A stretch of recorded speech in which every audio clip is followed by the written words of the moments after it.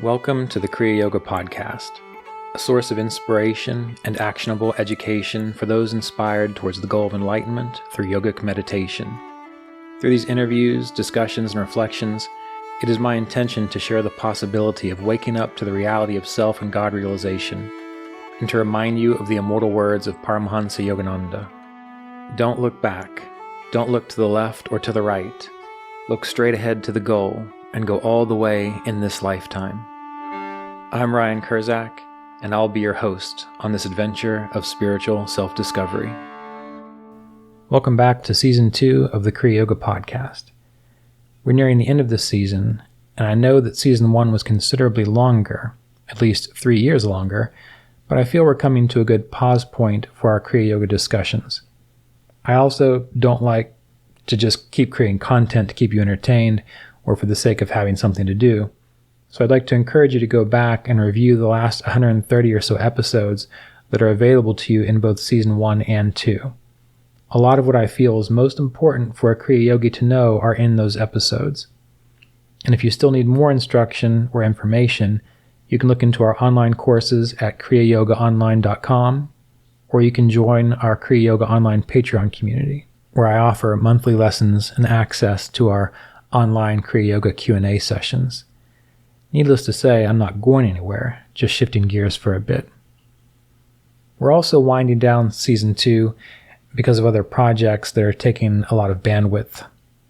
We have several books that are being translated into other languages, a new downloadable course that's about to be released that relates to the gunas, sattva, rajas, and tamas. I'm also recording more audio books this year, and our schedule of in-person retreats continues to be a major point of focus.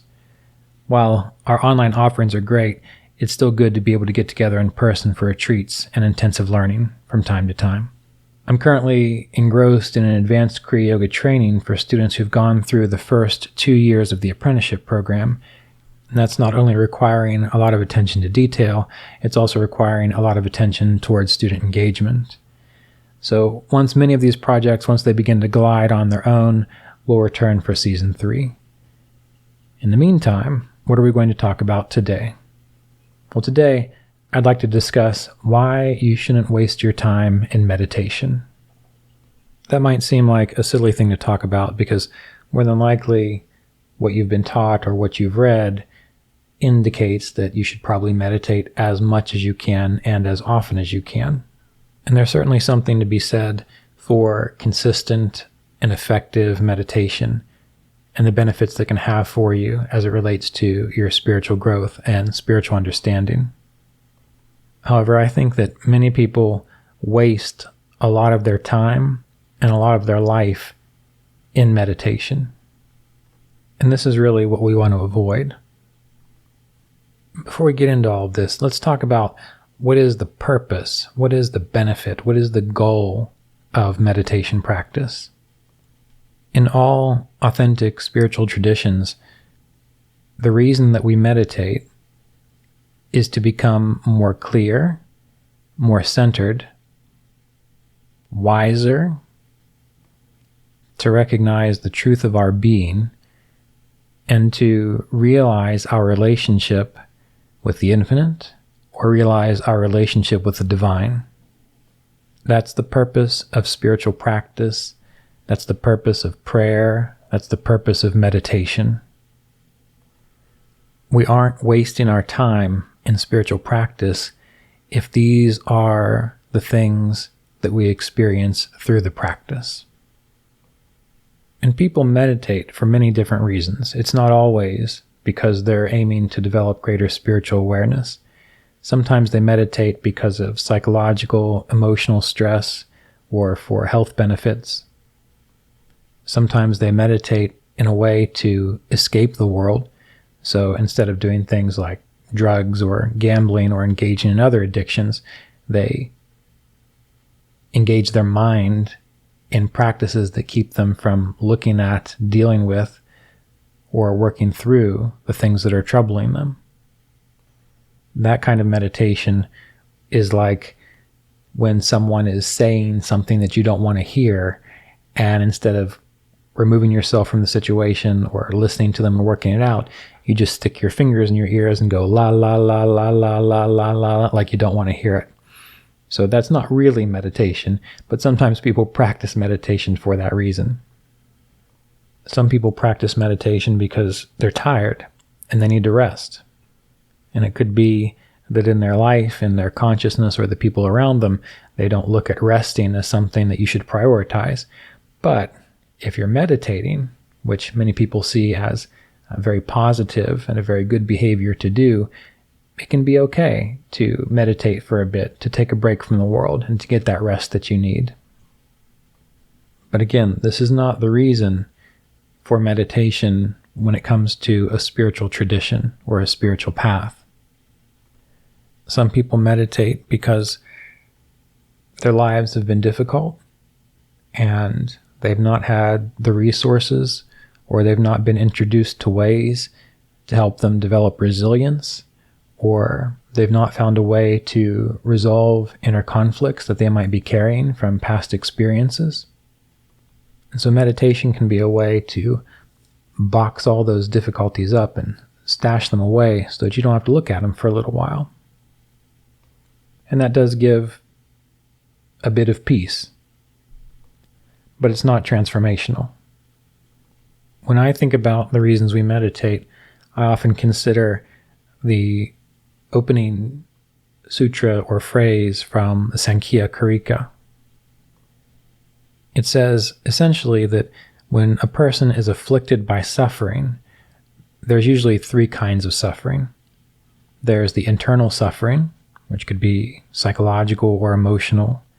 There's the external suffering, which is due to external things, such as events, the weather, other people. And there's also divine or celestial suffering. And according to the TKYP226, we need to learn how to terminate that suffering. And that there are ordinary remedies, like medicine and so on, but these aren't permanent.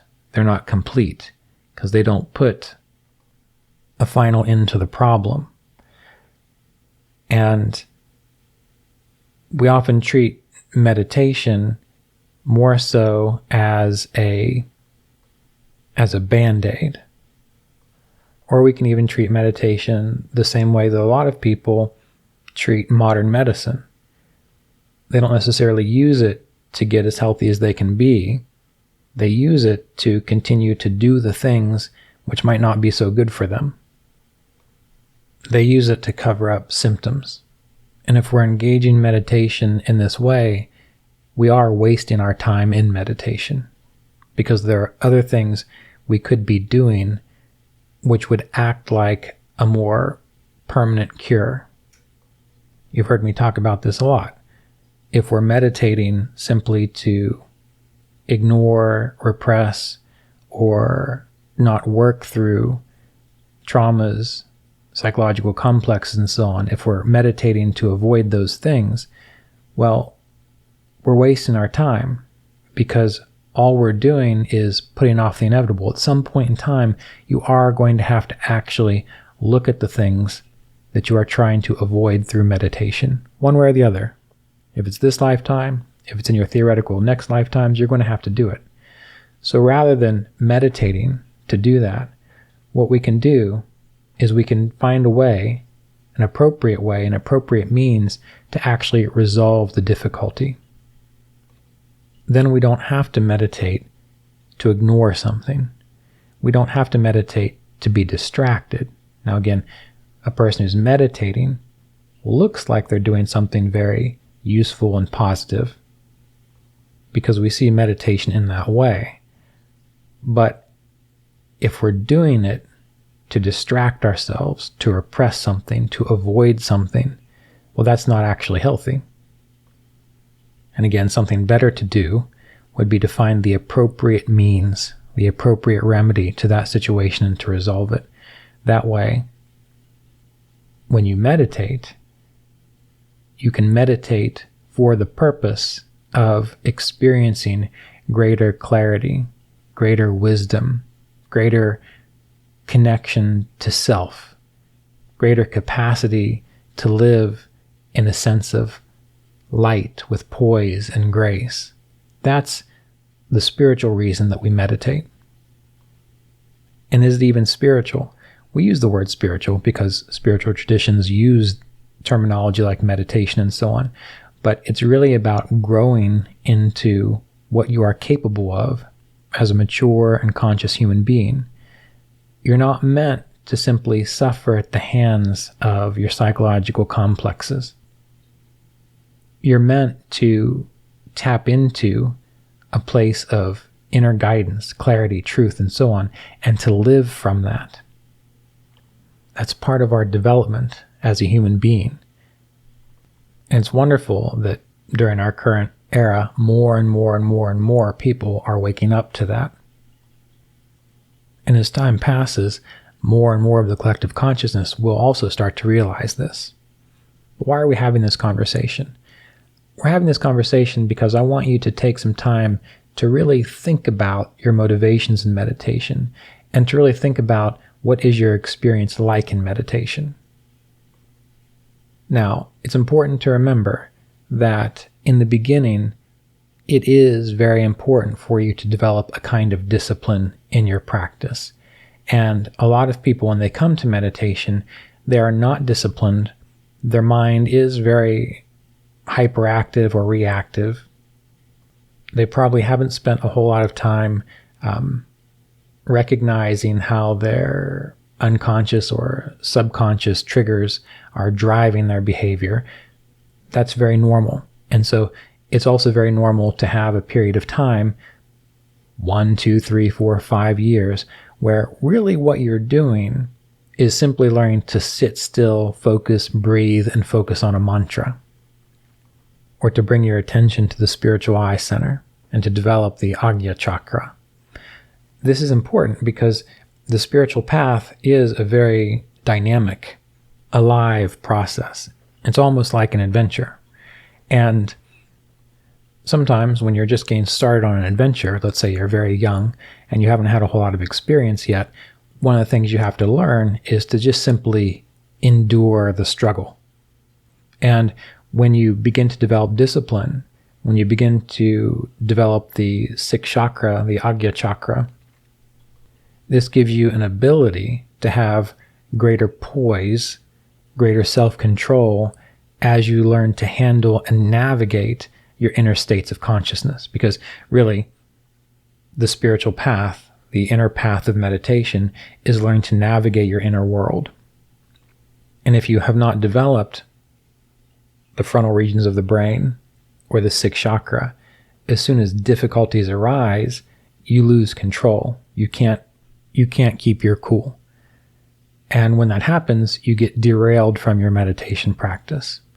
But if you have been able to spend a few years, again, developing discipline, focusing on your breathing, developing the ability to feel and sense the sixth chakra, the master control center of the body, then as you start to go more into your spiritual path, and you start to realize that you have to confront some subconscious tendencies, or you have to make some changes and shifts in how you behave or what you believe, you have a better capacity to do that because you have more poise. You're able to see things from a greater perspective. It's like if you're in charge of a business, or you're the general of an army, or you're even just running a family. Difficult things are going to arise, and if you're a strong leader, then you're able to step back, look at the options, and then make the best decision you can in the moment. But if you're easily overwhelmed or overcome by psychological confusion or emotional triggers, you end up making choices that are not so good for you. So there is absolutely something to be said for taking the time to develop that discipline, that initial detachment, that initial perspective, so that when it comes time for you to look within and to move through the deeper layers of your consciousness, you can do it again with greater poise, greater clarity, and with less chance of just making decisions out of being hypersensitive or because your imagination is overactive. So I would say in the beginning, spending time in meditation, just learning to be still and to be strong and stable inside, that is very good. But there comes a point where now you actually have to start doing your inner processing. You have to start untying those spiritual knots within you. I was recently asked a question about Kundalini disorder, and I referred the questioner back to my book, An Essential Guide to Kriya Yoga Practice, because in that book, we do talk about some of the deeper things that go on when you're learning to meditate. And on page 252, in the Q&A section, there was a question. I was told Kriya Yoga can quickly awaken my Kundalini, and that can be dangerous. What are the dangers of practicing Kriya Yoga as it relates to Kundalini? And my response was, the way Kriya is taught in this tradition is gentle, and intensity is increased over time as one becomes more skillful.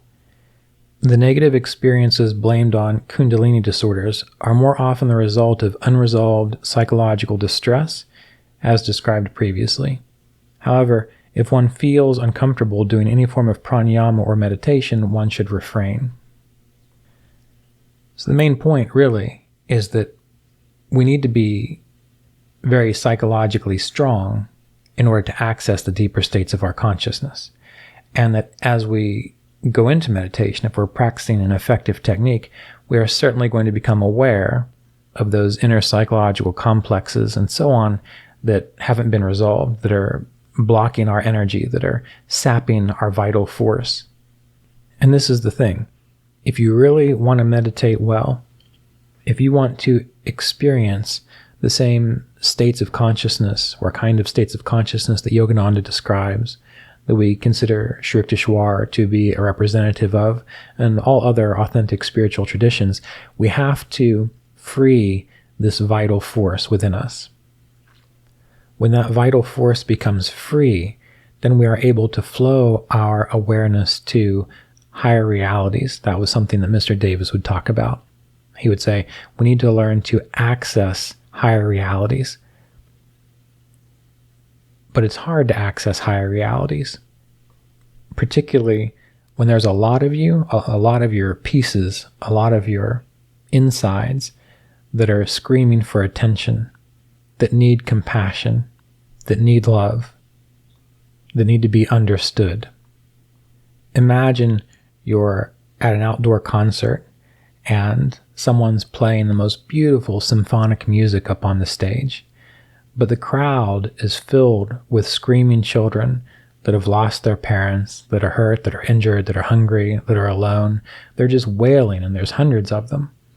Well, you're not going to be able to hear that beautiful music if you have or are surrounded by all these children that are in pain and in distress. And you can aim to listen to that music, and you can also realize that you have to attend to these children, you have to attend to this distress, but that's going to take a lot of your energy. So here's how that energy can get used. You can either just try to shut the children up, just yell at them, try to make them be quiet, punish them, do whatever you think you can, put them in timeout, all kinds of difficult things you can do to these children.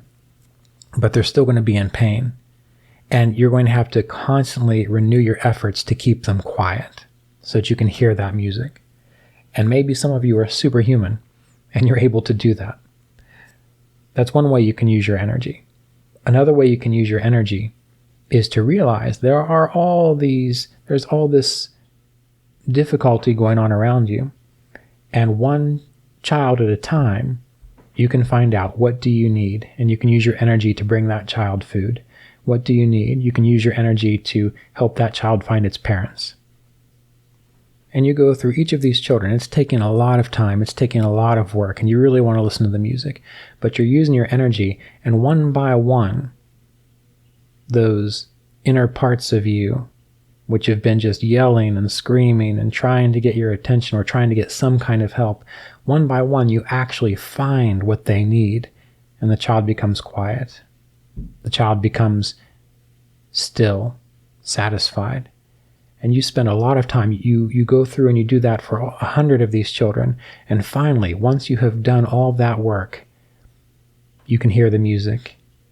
And because they are all satisfied, they are all attended to because of your compassion, and you've made appropriate choices to help them. You just haven't tried to stifle them, or you just haven't tried to put them in a box or lock them up. But you've actually done what needed to be done. Now you don't have to use your energy for that anymore. Now your energy is completely free, and you can simply sit there, listen to and appreciate this beautiful music, the reason that you came here in the first place. And you can be fully engaged in it. You can be fully immersed in it. It can move through you. It can fill you up with the beauty that it represents. Okay, that's a good way. That's a good way to attend to your spiritual life. But to rewind, what a lot of people do is they use their energy to just try to get the kids to be quiet. And they run from one kid to the next kid to the next kid. And so their meditation practice isn't about learning to appreciate and let this divinity flow through you, this divine music flow through you. It's using all of their energy to simply keep the kids quiet. And that becomes exhausting. And that's why a lot of people quit meditating, because they never figure out that it's not going to work that way. And a lot of people spend their whole life, this is the point of this discussion, they waste their whole life just trying to make everything quiet inside rather than attending to it. And so they never actually get to free their energy, free their space, free their time to go so deep in meditation that they can appreciate that divine sound, that divine clarity. Again, using the orchestra or the symphony as an example. And these great spiritual role models, one way or the other, found a way to attend to these inner transformations so that they could abide almost effortlessly in this space of divine sound. And so we need to find a way to be like them. That way, when we sit to meditate, we are not wasting our life or wasting our time. When we sit to meditate, it is a beautiful, profound, moving, deep experience where you are able to appreciate the fullness, the totality of your being. You're able to appreciate the silence, the infinite stillness of the seer that you are.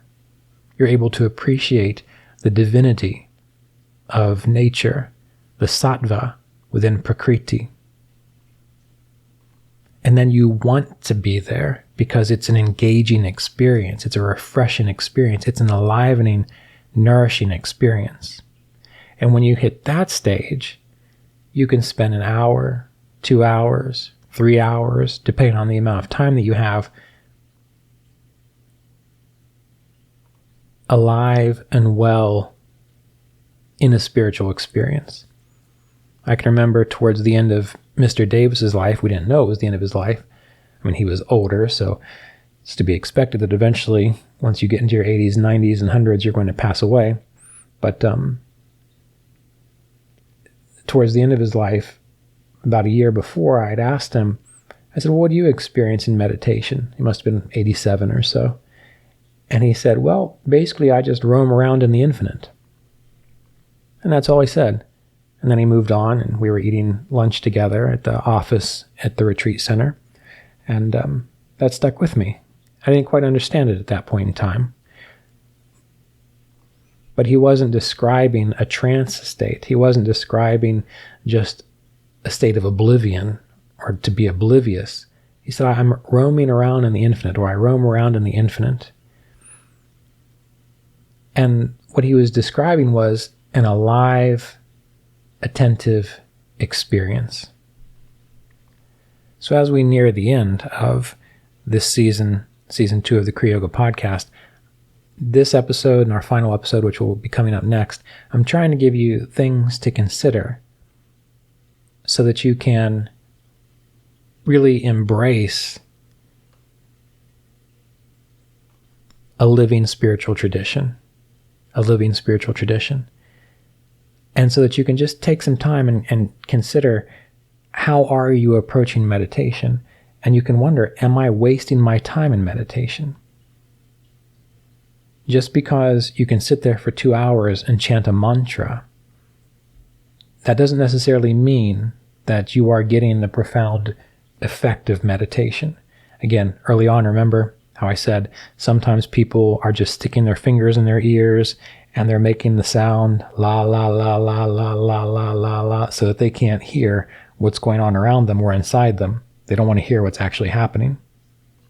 Well, sometimes we treat our mantras in particular, but also our pranayama techniques in that same way, where rather than stopping and feeling deeply into the body and so on, we're just trying to spend as much time as we can ignoring it. And we can say, oh, well, see, we did 2 hours worth of mantra, so that's good. That's good spiritual karma for me. Of course, meditation on a mantra, when you can be very interested in, engage in the mantra, can take you to what that mantra indicates. And that's something altogether than what I'm talking about. But you don't want to say, okay, I've spent 2.5 hours doing all of these techniques, so there's good spiritual karma, when really all you've been doing is just trying to avoid being present. Now, I'm going to repeat myself a lot because I think we need to repeat things. Of course, in the beginning, the first few years, that can be very helpful because that's going to teach you discipline. That's going to teach you how to sit still. That's going to activate your sixth chakra, the frontal regions of your brain, so that you can stay poised as you start to engage in inner spiritual transformation. But you don't want to be meditating that way for decades. You want to do whatever it takes to become alive in the process.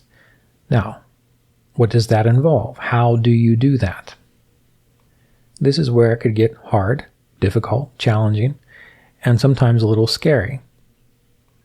Remember that the Bhagavad Gita is a battle. It's a war. And the Bhagavad Gita is about the spiritual growth process, the spiritual path, but it's an allegory, and it's a war, it's a battle. Now, I think that was very useful, that idea, when we were in the Kali Yuga. And some people might argue we're still in the Kali Yuga. I'm not one of those people that thinks that way. But in the Kali Yuga, it would make sense to fight very, very hard for your spiritual freedom. And it would work in the Kali Yuga. But as we move out of the Kali Yuga, which we've done at least for a couple hundred years now, as we move out of the Kali Yuga and into the Dwapara Yuga, I would probably write the Bhagavad Gita a little bit differently. I might treat it as a struggle and as a battle in the way that it's described, but rather than slaying your enemies, I might focus a little more on understanding, compassion, things of this nature.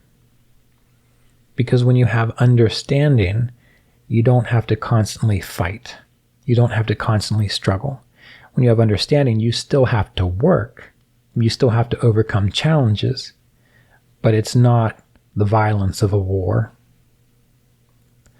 And so as a meditator, step one is to develop your discipline through devotion, through duty. My Kriya Yoga teacher, Roy Jean Davis, he would always say, do your spiritual practice as duty, always as duty. Because when you do something as duty, you develop a kind of inner strength. Again, poise and ability to see things from a clearer perspective.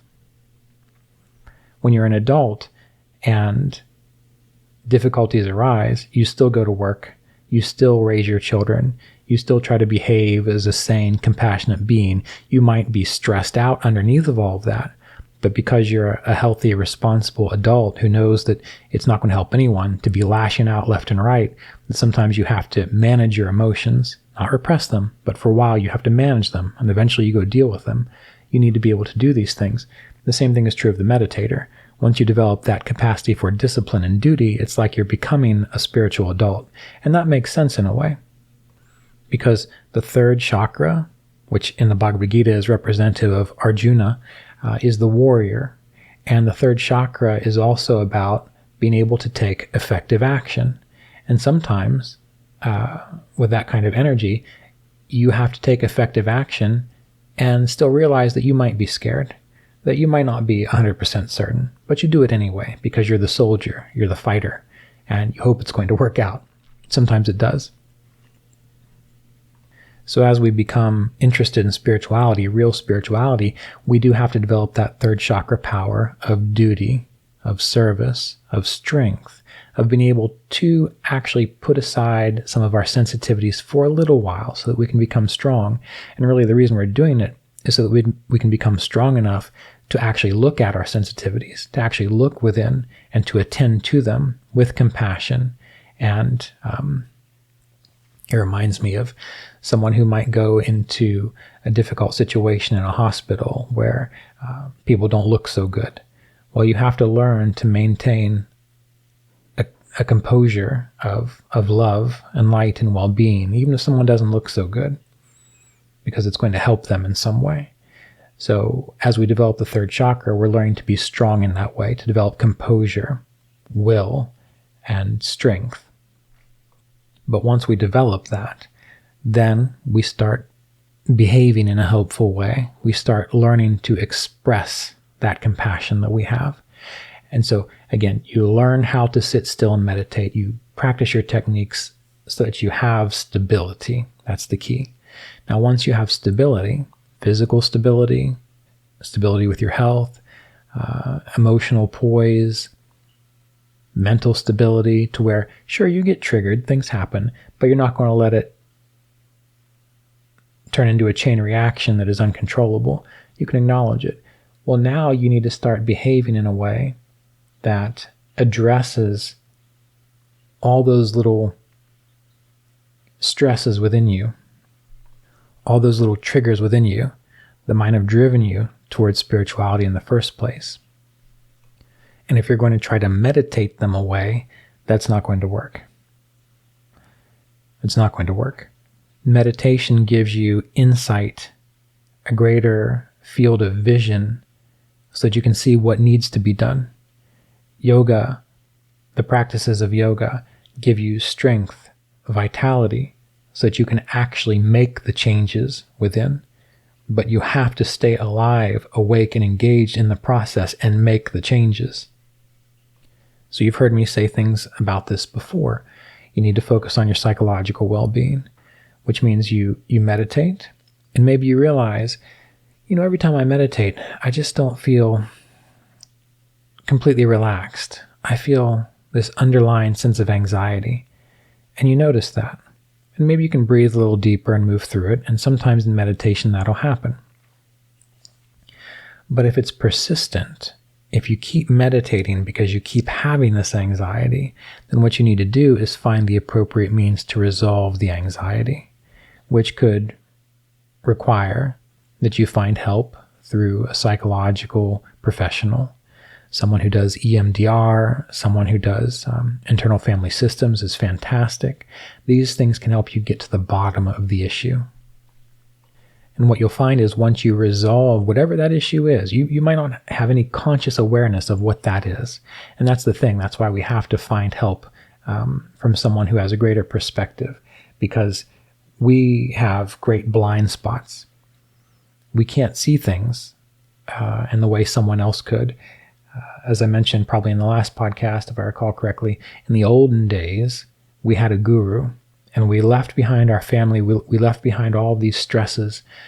We left behind everything that got in the way of our desire to know God, and we met a wise person who's gone through the situation.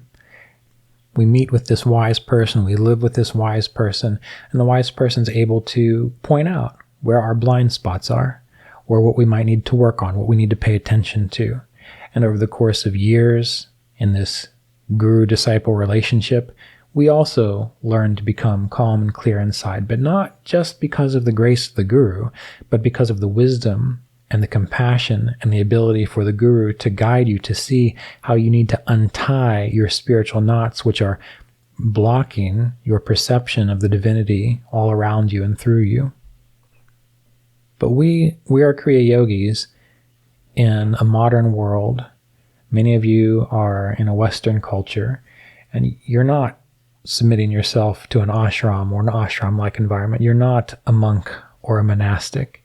We are householders, and that's really the point of Kriya Yoga. That's why Lahiri Mahashaya, the student of Mahavatar Babaji, in a way relaxed the requirements for practicing Kriya Yoga, because he wanted householders to have the ability to realize the truth of their being.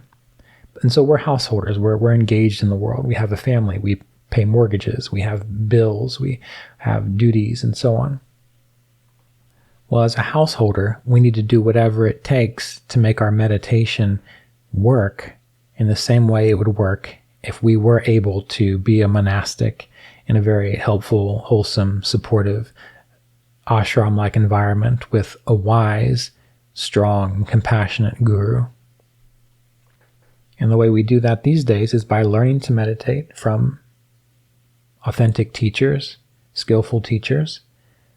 But as householders who have responsibilities, we have to take responsibility for ourselves and realize that when we sit to meditate, if we are troubled by persistent, low-grade emotional distractions or thoughts or images, if our mind is just so full of chatter, we have to find a way, we have to figure out a way, how can I resolve this so that when I sit to meditate, I can absorb myself in the fullness of my being, so that I can experience that pure sattva, that pure light, which allows me to abide as the infinite, eternal, peaceful, still seer within.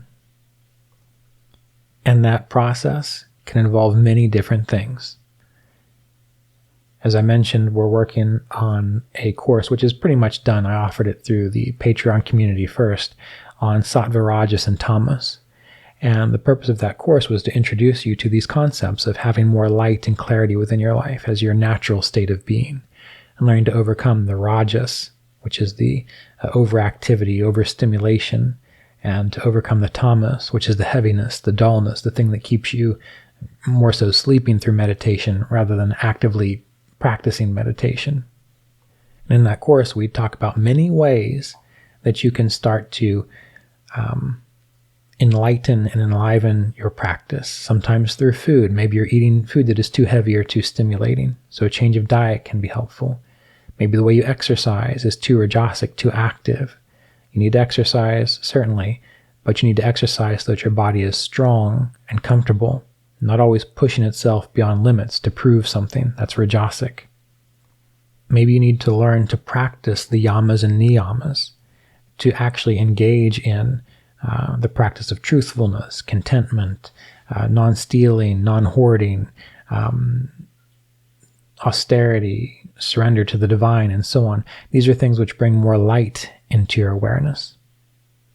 And for some who are constantly struggling with confusion or despair or anxiety or outbursts of anger, what's going to be required is that you find again a psychological professional to work through those specifically, because what you are going to find is every single time you work through one of your inner issues, it's like finding what that child within who's been screaming needs, and then the child is happy and isn't screaming anymore. And so now you have more energy. Your energy isn't just trying to keep something quiet. Your energy is free to experience a depth of meditation that you couldn't experience before.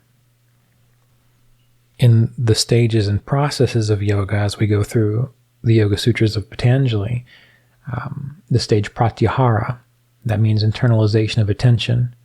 And in the Yoga Sutras of Patanjali, it essentially says that you can't really access the inner path of yoga until you are able to practice pratyahara. Because once you can practice pratyahara, then you can start practicing dharana, dhyana, and samadhi. And so what comes before pratyahara? Well, breath awareness practices to help make the energies within your body healthy and free and clear, so that your energy moves freely, your senses function appropriately. They're not overwhelmed by imagination, or they're not all clogged up by traumas or difficult experiences that you've had. Asana, you learn to sit still. And before that, you learn to practice the yamas and niyamas, which are, again, the ability to be truthful, to be content, to practice harmlessness, and so on. When you can do those things, your energy is free, which means that then when it comes time to turn your awareness within with pratyahara, it flows naturally because you don't have all of these attachments or emotional triggers pulling you outward, or worries pulling you outward, or confusions, anxieties pulling you outward. You're able to just redirect your awareness within and start to explore the inner field of your being. And that is when meditation becomes magical, alive, enjoyable. That's when you start to gain an understanding of what Mr. Davis said when he said he roams around in the infinite when he's meditating. Another way to put it, if you think about going on vacation, can you really go on vacation if you bring your cell phone with you and your laptop and you're working and you're answering emails and you're concerned about what's happening with your cousins, and you still have all these attachments to what you're trying to have a vacation from? No, you're not having a vacation then. You might be at the beach, but you're not actually on vacation. The same thing is true with meditation.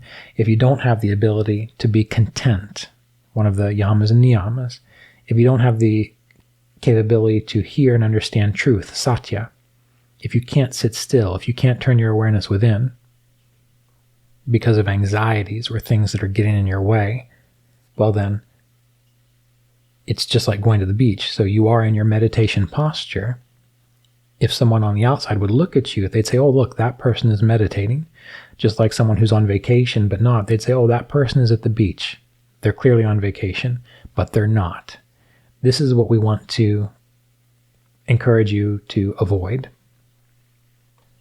I want you, when you go on vacation, to be able to go on vacation. I want you, when you meditate, to be able to experience the depth of meditation, which is full of love and light and positive wisdom and transformation. That's what I want. And just like the person who, when they go on vacation, they have to do a few things first. They have to learn to let go. They have to learn to actually be in the place that they are. They have to be able to release themselves from all the worries and concerns that they had before they went on vacation.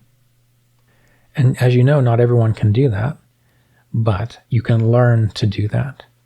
So essentially, I want you, when you sit for meditation for half an hour, that the depth of your meditation is equally as impactful and profound as someone who might be trying to force themselves to sit for 3 hours chanting a mantra nonstop. In fact, that half hour will be better for you in the long run if you are able to really give yourself fully to it.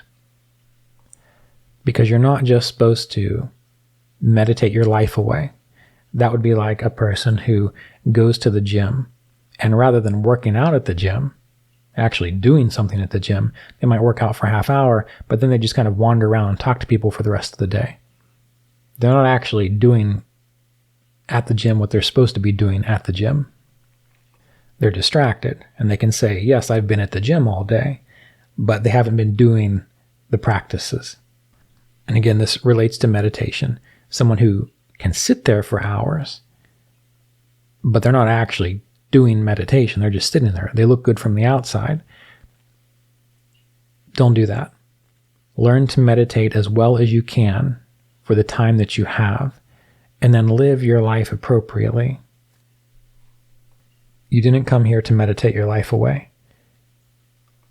You came here to go deep into meditation, to realize the truth of your being, to access that state of light and clarity and love.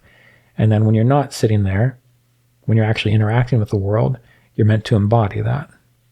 When you work, you're meant to embody that. When you're socializing, you're meant to embody that. When you're playing, you're meant to embody that. When you're dealing with hardships, you're meant to embody that. Meditation is like the pit stop, where you get fueled up, where you learn to recognize that you are always a part of this spiritual field of light, the spiritual field of sattva. And then you go into life and you live life, and life becomes a spiritual experience in and of itself because you're not trying to avoid life anymore. This is what I want for you. So what can you do? Well, first of all, definitely keep meditating, but meditate more consciously. Notice how long you can meditate while still being present, calm, awake, and clear. And then only meditate for that amount of time, or maybe just a little bit longer, because it's okay to push it a little bit. But you don't want to be meditating for 2 hours, 3 hours, just so that you can say you sat there in meditation and you developed good karma points because of that. So find out the length of time that you can meditate effectively.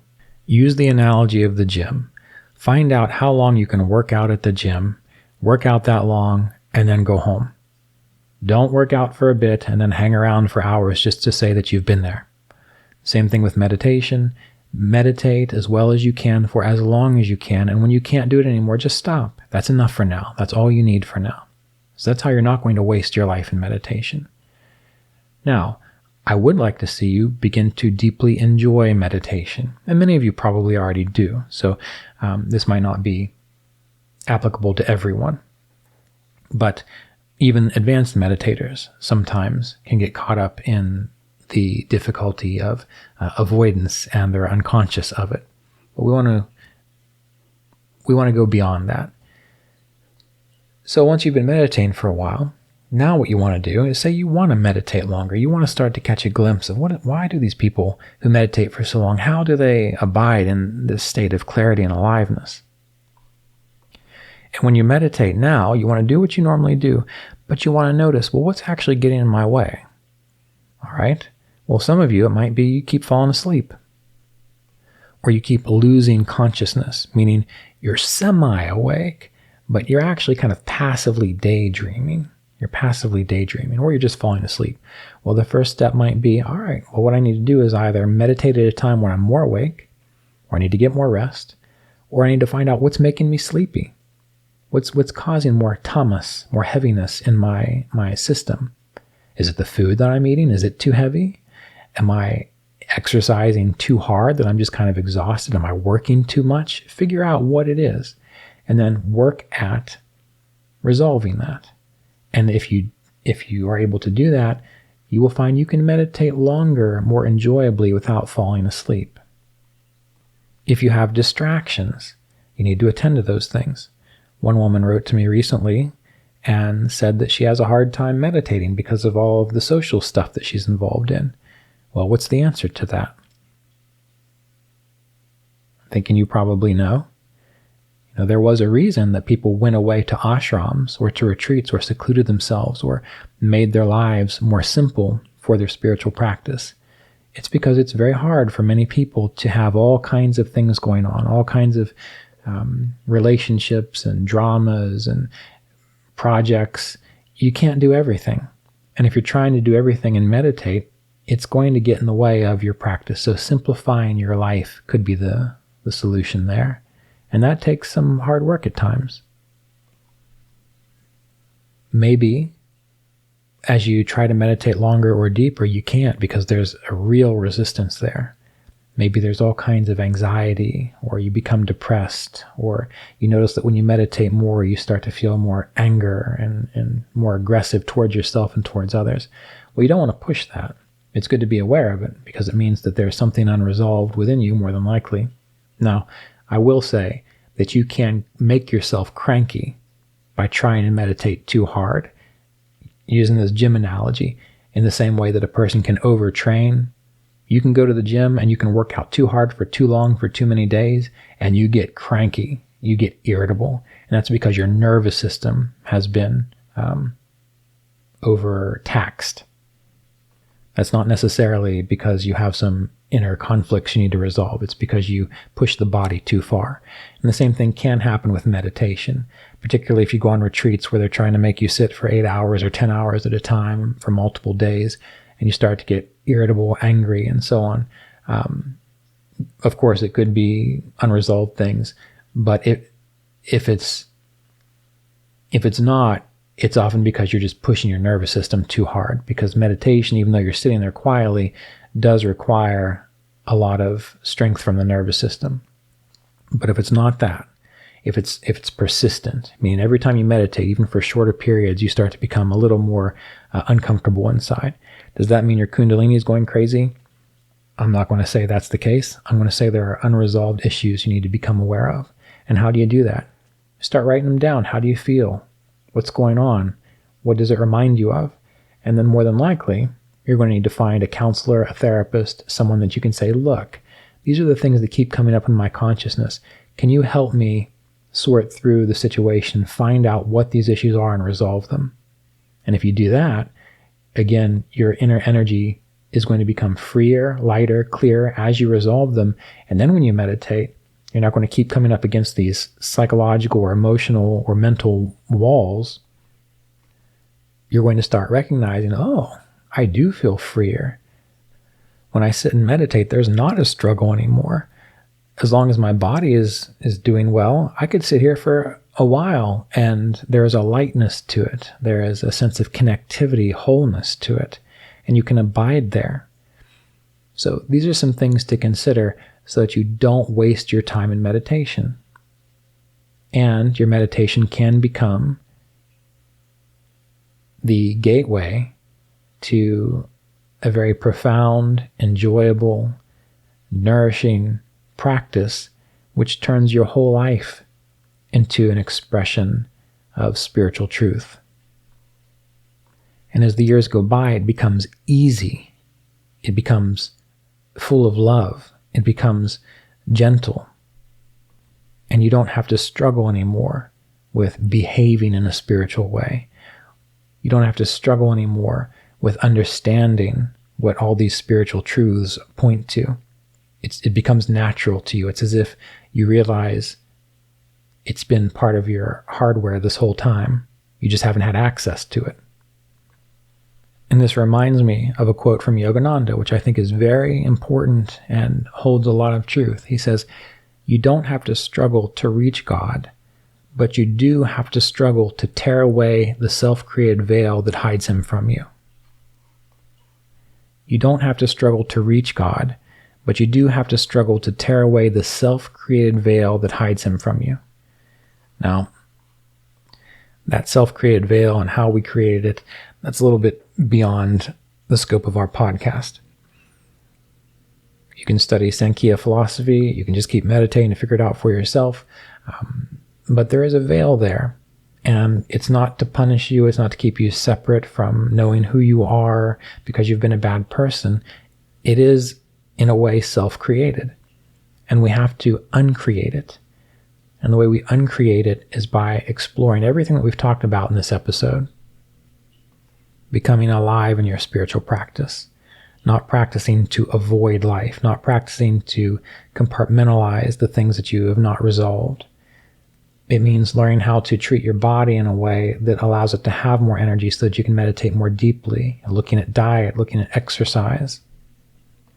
And then in time, as you begin to master the yamas and niyamas, as you begin to be able to sit still, as you are able to feel the inner energy currents, the inner breath of the body, and you're able to balance them through pranayama, and you start to gain access to your inner self through pratyahara, you can feel deeply within,